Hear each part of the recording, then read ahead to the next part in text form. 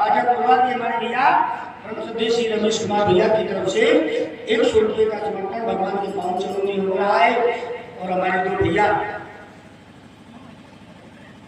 इनकी भी कुछ मनोकामनाएं हैं, भगवान से प्रार्थना करते हैं कि जल्दी से जल्दी नौकरी में भर्ती करवाएं।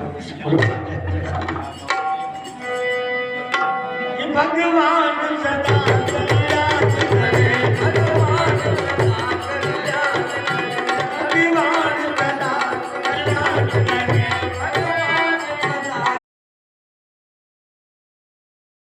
भगवान सदा प्रदान करे,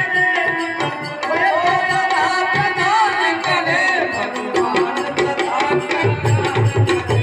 भगवान सदा कल्याण करे। गुरु शंकर भगवान की जय। आइए